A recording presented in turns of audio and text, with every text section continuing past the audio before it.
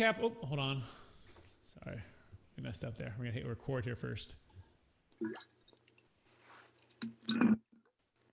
Record. I'll always remember to hit this record button. All right. Welcome to the Capital Gains Tax Solutions podcast, where we believe most high net worth individuals and those who help them struggle with clarifying their capital gains tax deferral options.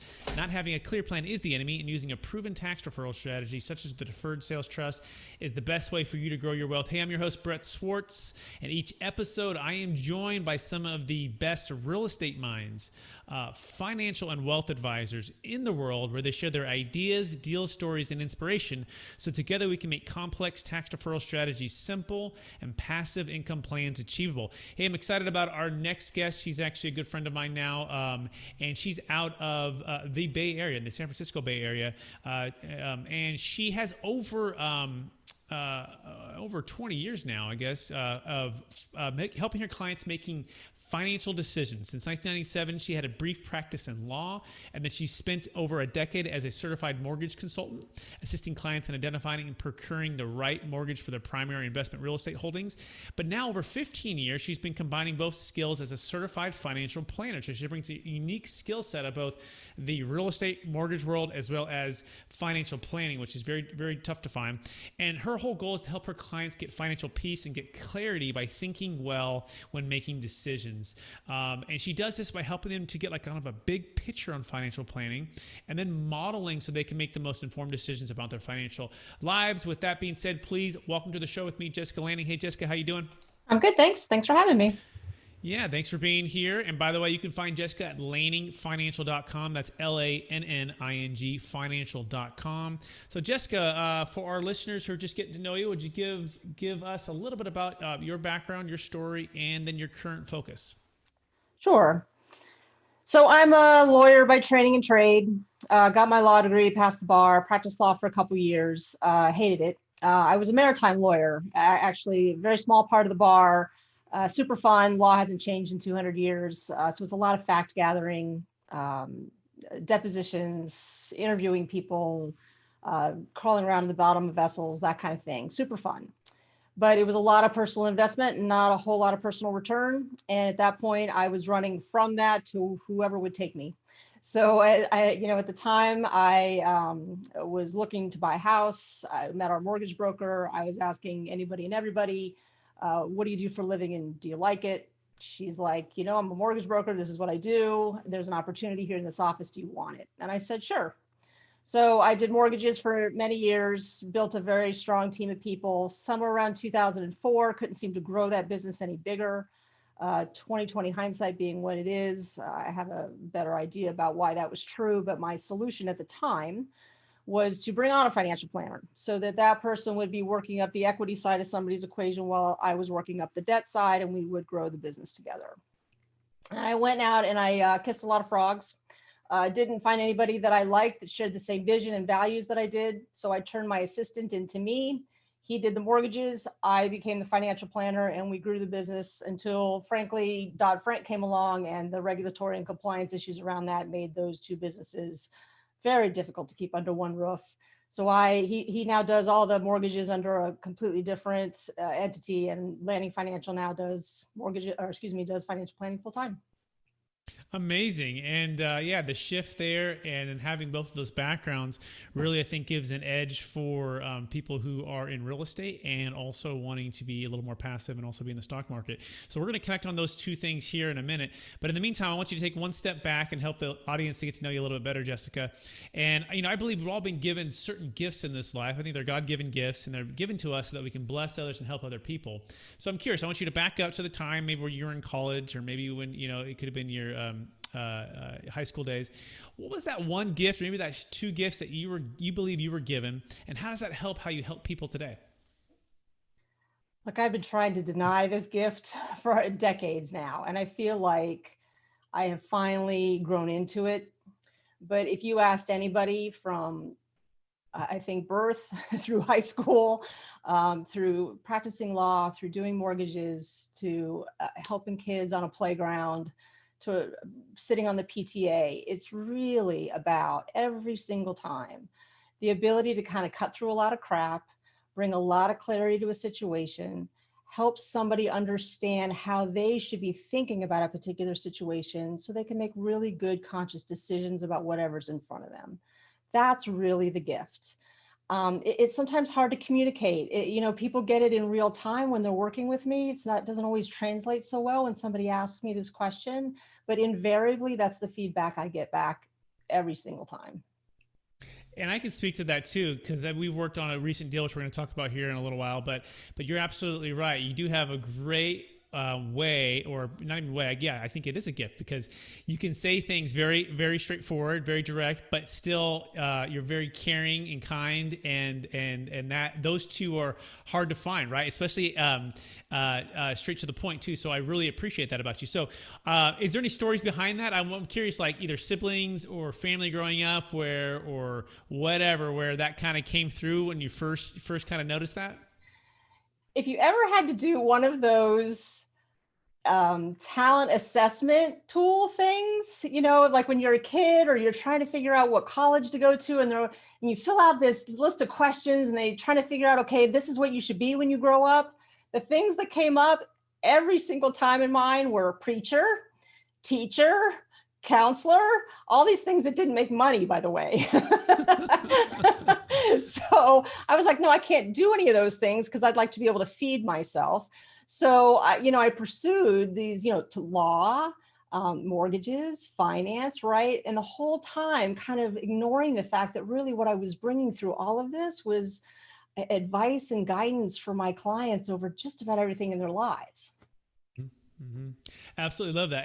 And before the show, you mentioned how you're originally from Alabama and spent time in North Carolina, and now on the West Coast here too. So you've had kind of a broad range, not only of backgrounds with real estate and mortgages and law, and now financial advising, but also different sides, East Coast, West Coast. So I think that's just so neat. That being said, what's the most rewarding part about what you do, Jessica? My favorite part about my job is sitting with clients who have been turning over in their minds or even on their spreadsheets about how all of these various pieces in their lives come together. And they've struggled with it because nobody really needs a financial planner. There's plenty of information on the internet to help you do all of this by yourself. You don't need me. But there's so much information, right, that people are just like, just tell me what to do.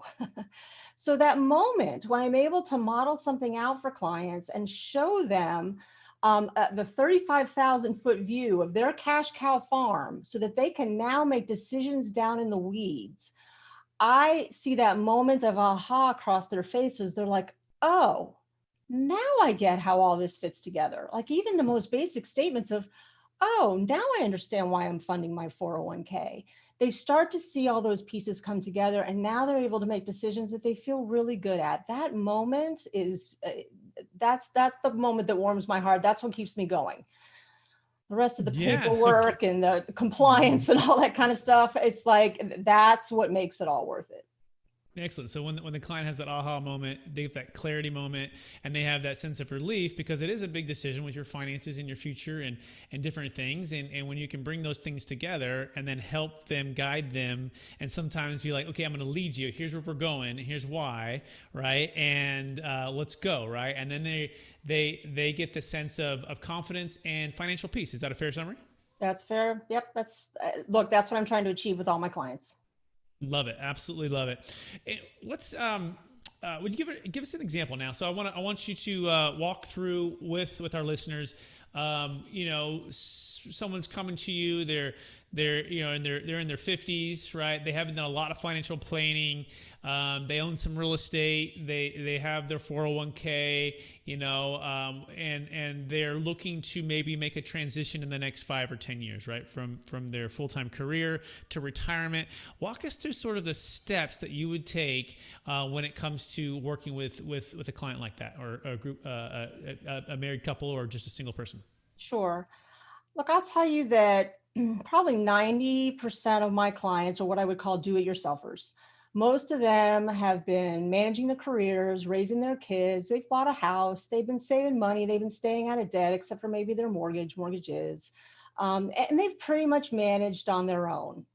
And there is something that happens usually in about their 50s where they see some event on the horizon, or maybe it's already happening. And it's typically funding college education, or now they can see retirement, right? That's starting to come over the horizon. Maybe they've had a loss in the family and they've gotten inheritance, whatever it is, they've woken up and they've thought to themselves, am I doing this right? And that's how most of them end up in my office. And they go out looking for a financial planner, but most of them have no idea what they're looking for. So when they start with me, I always start with this metaphor, and it works for most people. So this is what financial planning is. Financial planning is like raising a farm of cash cows. So everybody wants a cash cow farm. So the cows are your money. And the first thing you want to do, if you're going to put together a cash cow farm, is you want to put up some fences. Because I don't know if you've ever grown up with cows or been around cows, but cows are not very bright. And they will get up and walk away and move to greener pastures if you do not put a fence around them. So what are those things that we need to put into place in your life to make sure that money doesn't leak out of your life and go to greener pastures in a way that you don't want it to?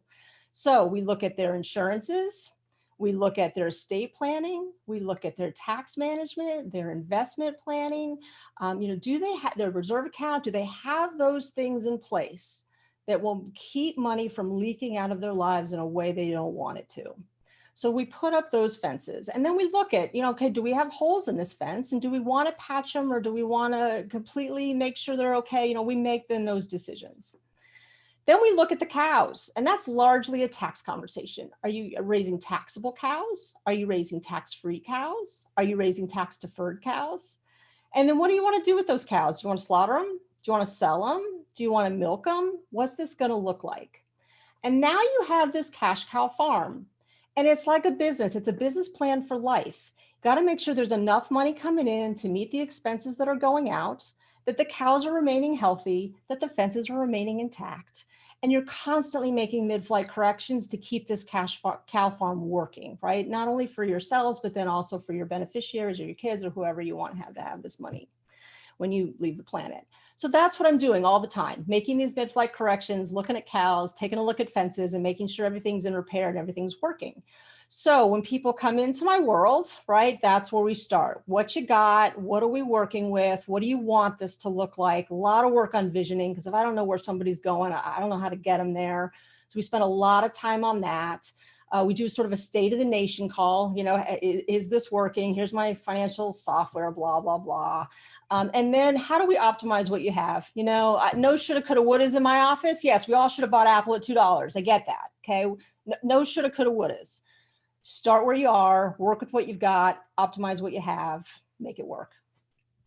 Absolutely love it. And you just showed your gift right there by simplifying something that is oftentimes, you're right, so complex, right? And so emotional and hard for clients to get out of their own way a lot of ways.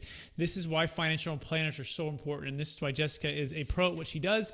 LanningFinancial.com. I want to dig into some of these cow analogy here because that was so well said. I'm curious, what cows are most prone to wander, and which cows are most overlooked? So, I'm in the San Francisco Bay Area, a lot of high income earners. Most of them cannot fund tax-free vehicles.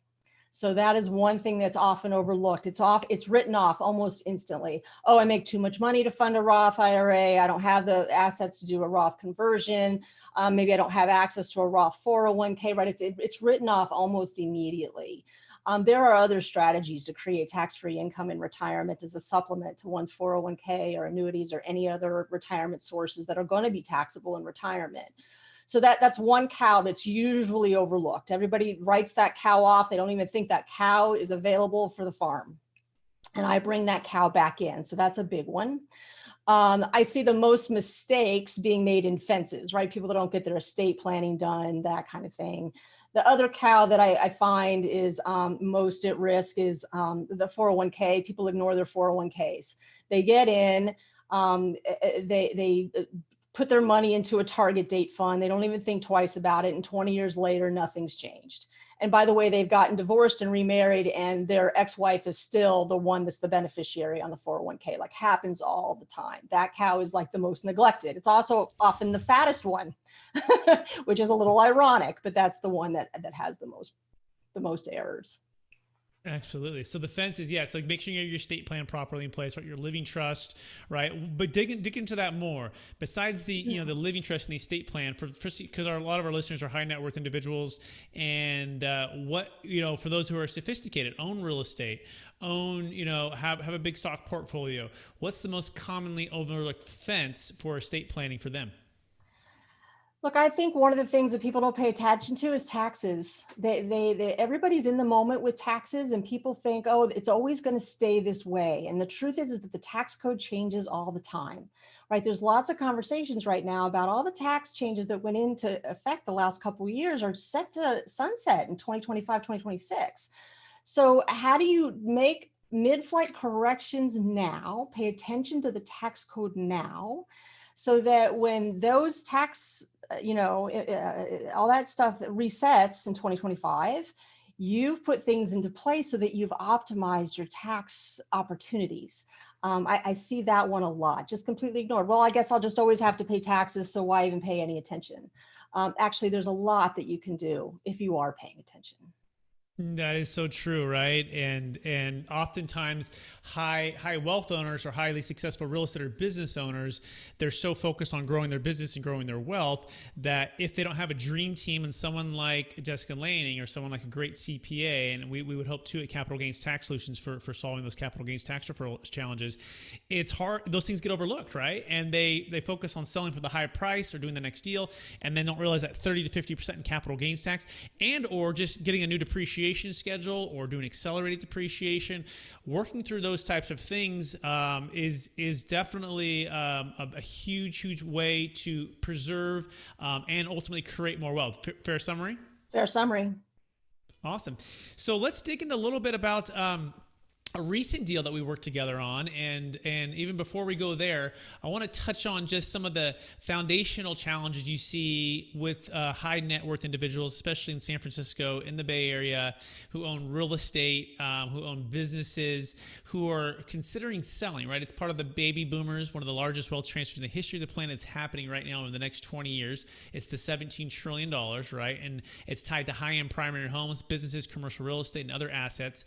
So with that, what's the biggest frustration you've seen, Jessica, when it comes to capital gains tax deferral options and or lack thereof for your clients? Look, the biggest one here in the Bay Area is these people who bought their houses for $20 and are now worth $2 million. I mean, I'm exaggerating to make my point, of course, but they're in these 4-bedroom, 3-bath homes that they bought for a song way back when. They don't want to be in these big houses anymore. They need they want controlled simplicity, right? I want my house to be smaller. I want my life to be smaller. I just want to know the income is going to come in so I could enjoy my life. I don't refer to retirement as retirement. I call it phase 3. First, you were a kid, that's phase 1. Then you were working, that's phase 2. And now you're in phase 3. What has heart and meaning for you? And typically people are not into their things anymore. They're not into their big houses, their cars, their things. It's not what lights them up. They want something else in their lives. And they go to look at selling the house, the primary residence where they've raised their kids, and they've got this $2 million gain on it. And what in the world, now they're going to have to fork over all this money in capital gains taxes, and they're going to have less to spend on other things in their lives that do have heart and meaning for them. And that makes them stay in the 4-bedroom, 3-bath house that their kids are telling them to get out of because it's too big and it's too much to manage and there's no reason to keep it. Why do most people believe there's no option? And we're going to talk about the Deferred Sales Trust here in an option, but before we, as the solution for that. But why do you think most people just feel like there's just a ceiling there, and they feel like, hey, I don't have any choice. I got to hold on to this thing forever, die and give it to my kids with a stepped up basis because they believe that's the only way, or I got to go rent this thing out and try to do a 1031 exchange, but I don't really want to do that because I've never really been a landlord per se. And so walk us through what's the biggest challenge with folks when it comes to education with options. I think one is people just don't like paying taxes, and I think they see a tax impact coming and they sort of shut down. They just don't ever, they are, it's almost as if they are incapable of seeing other possibilities.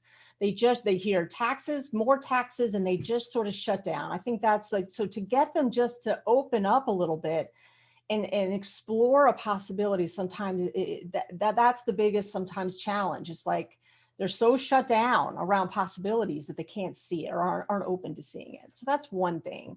I think around primary residences, the law changed. What was it, 20 years ago? It used to be that if you sold your primary home and bought another one at equal or lesser value, you got to take all the gain and not, or excuse me, it had to be equal or higher value. You got to take all that gain and put it into the next house, and there was no capital gains ramifications.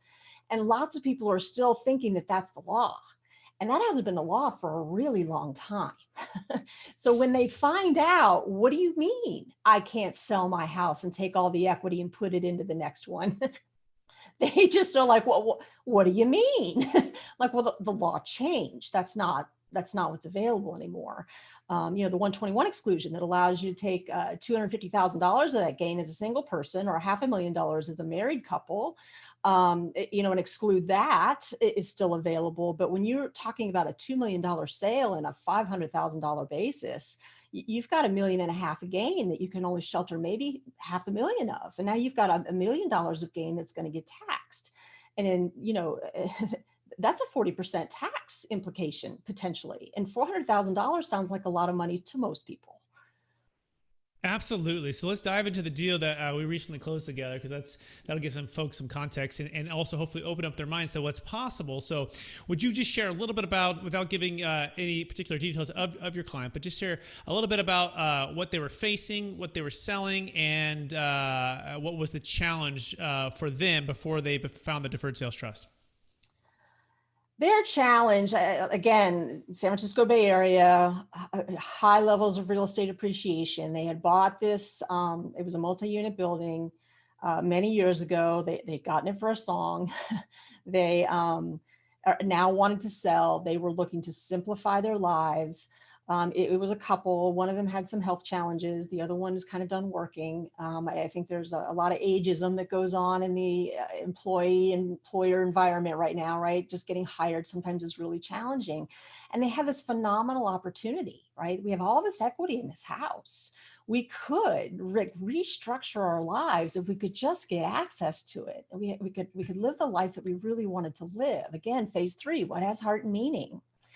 And so when they were looking to sell this and realizing that their options on using that 121 exemption, right, getting that $500,000 sheltered, and there's a couple units, so maybe they could move into one and then get the same exemption 3 years later, but that put now you're risking the real estate market not being as strong, and you're risking, not moving into phase 3. And, what if my health gets worse? There was a real desire to move into phase 3 and to start to enjoy a life that they loved.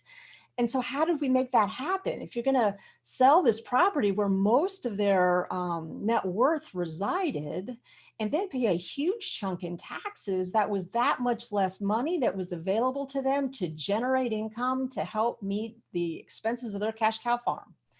So using the Deferred Sales Trust allowed them to hold on to those assets. I mean, obviously they're, the legal structures around them, they're not in their names, but now that chunk of money is a cow in their farm, a really nice cow that does some really amazing things tax-wise, and allows them to get the income that they need in order to meet their expenses. It's going to extend the length of time that they're going to have income by a pretty wide margin.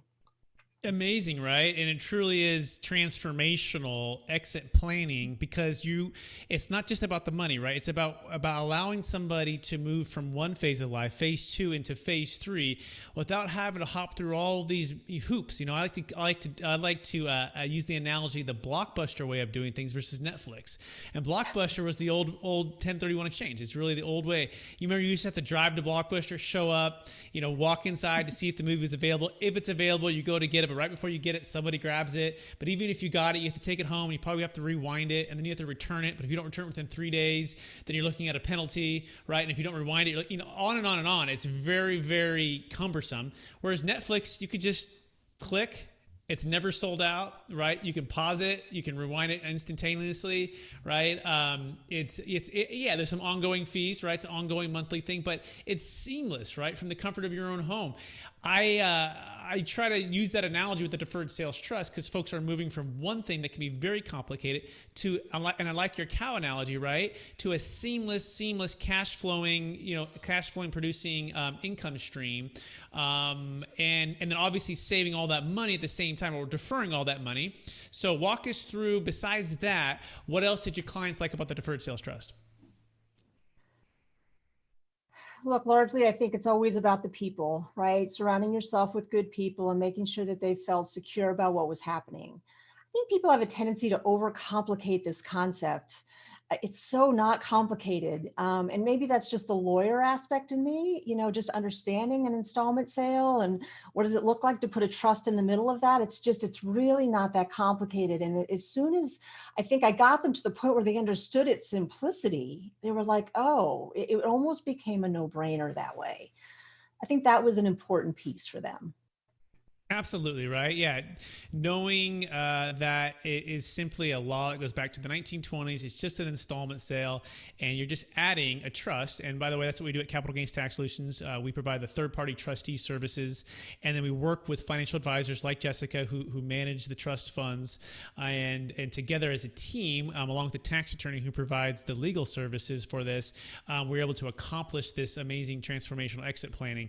So, yeah, I think that's really well said. Was there anything as a part of that helped? What was the moment where it clicked for them when it was, oh, that is pretty simple? Do you remember that conversation or how it went? I want to say that I think when they realized that it was pretty easy to implement, that the conversation then became about, well, we could do this or that. And when you see that you have the ability to exit from this property and be done, right? I don't have to wait 3 more years. I don't have to worry about tenants. I don't have to worry about getting somebody in there. I don't have to worry about somebody hurting themselves on the property. I don't have to worry about fixing, the stove or the toilet that breaks in the middle. Like, I get to be done. It starts to become more and more attractive. I think once, because even just the way you said it, right? Well, we have this a tax attorney, and we have this, and we have that, and we have blah, blah, blah, blah. It starts to sound really complicated. But when we get it down to its simplest form, and people start to realize the benefits of being able to exit a property, get life simple, move into phase 3, they're like, oh, yeah, we could do simple. We could do more complicated. That would work too. But why put this off when we know exactly what it is that we want? Absolutely. So well said. And yes, that is a great coaching point, right? It's sometimes we're stuck between, giving everything or saying so much that it makes it more complicated versus just saying it's actually just really, really simple. And we've done a couple thousand of these now with the tax attorneys collectively with the estate planning team. And so it works, right? And it's amazing. So that being said, shifting a little bit now, I want to go back to just 2 other points in regards to just what's happening currently with the economy, right? And then we'll tie into a lightning round, and we'll be done with the interview. So curious what your take is on what's happening right now, post COVID-19 right now, and we're coming into an election year, right? Or 2 months from now, it is the year, right? We're just a couple months away. So, and then the world where it's at. I mean, how are you helping bring clarity and financial peace and helping your clients think clearly during this time? God, it's such a crazy time. We're sitting here in California where half the state's on fire too, literally. Look, a lot of the work that I do with my clients, again, is about providing guidance and oversight in just about everything in their lives. Like, I have met, and everything's virtual now. So I do everything on Zoom. Like, I've met more kids than I probably ever would have met. I get to see people in their homes. I've met a couple guinea pigs. I've met lots of cats, a couple dogs. Like the intimacy of the relationships have deepened for certain. So that's one piece. In the managing of money that I do, I use a lot of tactical managers. So they are able to move and groove. They're very forward looking rather than looking at past returns. How do we move and groove with what's going on right now? And so that allows my clients to have an aspect of their money in a place where they're not going to watch a 2000 or 2008 dive of 30 to 50%. They're going to have some insulation against that. At least that's how we've set it up, and it's been working pretty well. So that's been really helpful. I tell everybody to separate politics from investing. Just stay the course. They're very different things. Yes, it's an election year and it's going to be an ugly election.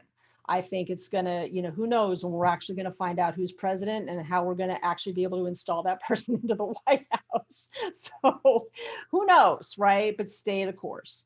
I think the stock market is quite disconnected from what's going on in the economy, but I think that there is also a very big disconnect from Wall Street and Main Street, probably more than there's ever been.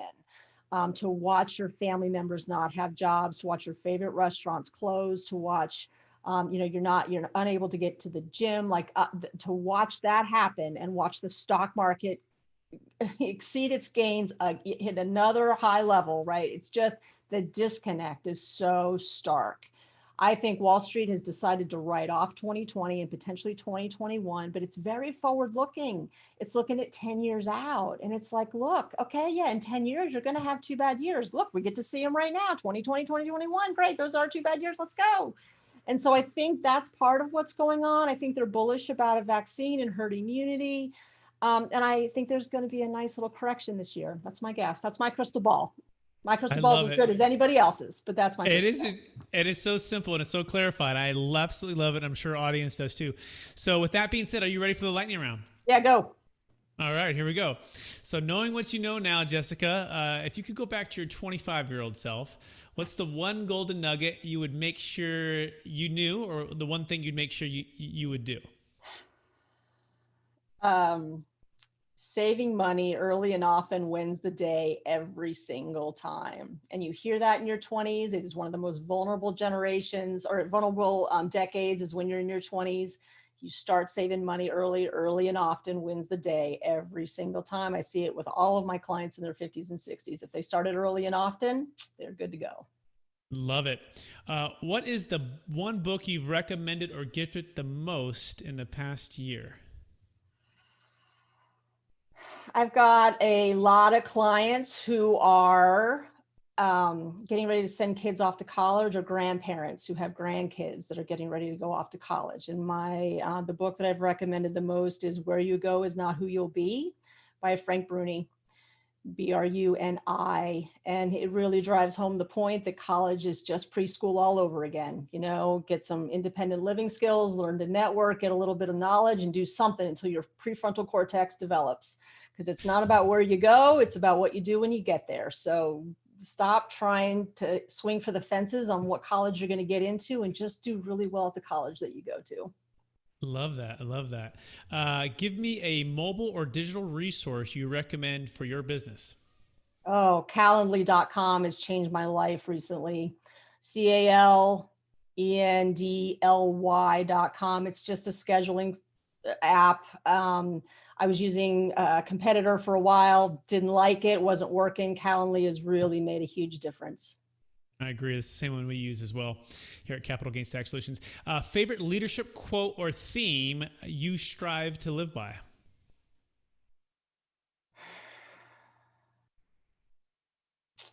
I'm really liking the one about, don't waste a good crisis, or however that quote goes. It's a good one. Don't waste a crisis. I also just like, to live is to help one person's life get better, easier. And if you've done that, you've done a good job on the planet. Leave it in a better place than you found it. Love it. Love it. What are you curious about right now? Well, I'm really curious as to how the world is going to end up 2 years from now, right? Post-pandemic, because by the way, every pandemic ends. Nobody says that right now, but every pandemic ends. And what's the world going to look like? That's really what's curious for me. And I think that, yeah, that's the big one. Yeah, it's Yeah. plenty big. If we got that one figured out, then yeah, that's a lot to clarify. So, last question, Jessica, and then we'll remind listeners where they can find you. So, it's one of my favorite questions, and I think our audience loves it as well. After all your success as a financial advisor, practicing law, mortgage broker, help people with their real estate, helping people, clarify the cows and the farms and the fences and everything else that you do. How do you stay centered, Jessica, in your values, and how do you stay encouraged to reach for new goals? I have a daily meditation practice that I rely on pretty heavily. I have a group of people that know me very well and call me on my call me on my stuff. That was diplomatic, right? So surrounding myself with people that are also looking to make their lives better and working on themselves. It's hugely, hugely important. I couldn't, I don't know how I would do it without them. Love it. What was the Love second it. part Love of the it. question? How do you stay encouraged to charge forward to reach new goals after accomplishing so much? What keeps you going to reach for new heights? I think it's really about just being curious about the world and what do you get to do while you're here. I'm always looking for new things. I'm never bored. There's always something interesting me. I've always, try different things, do different things. Why not? Exactly. We got one life, Yeah, right? Why not? right. Why not? Yep. Well, Jessica, would you remind our listeners, for those who want to get in touch with you, what's the best way for them to connect with you? Probably finding me on my website, www.lanningfinancial.com. So my last name is Lanning. It's just like planning, but without the P. Clever, huh? So lanningfinancial.com. And you can fill out the form there. You can find the phone number. It's a great way to get in touch with me. Cool. Any last parting words for the audience before we let you go? Don't put off your cash cow farm. Everybody's got to do that exercise, get it done, whether it's with me or somebody else, and find somebody that you love and feel good about and that you trust to be your financial thinking partner. Absolutely love it. Well, thank you, Jessica, for being on the show. I want to thank you for sharing part of your story, your inspiration, your wisdom. The clarity on the cash flow farm, I think, is going to be a real hit with everybody. It's a real hit with me. And I want to encourage you to keep using the gifts and talents you've been given to bless others and help others in their financial journey. And with that, I also want to thank our listeners for listening to another episode of the Capital Gains Tax Solutions podcast. As always, we believe most high net worth individuals and those who help them struggle with clarifying their capital gains tax deferral options.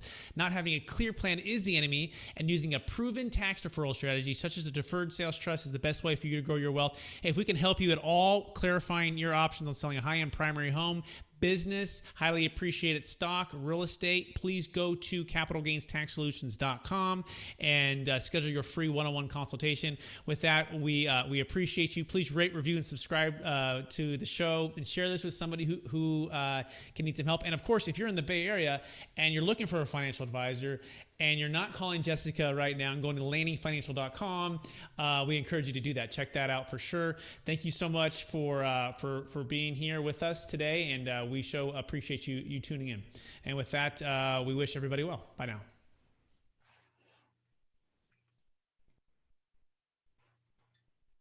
All right, we're going to go off live in a minute, so just give me a second.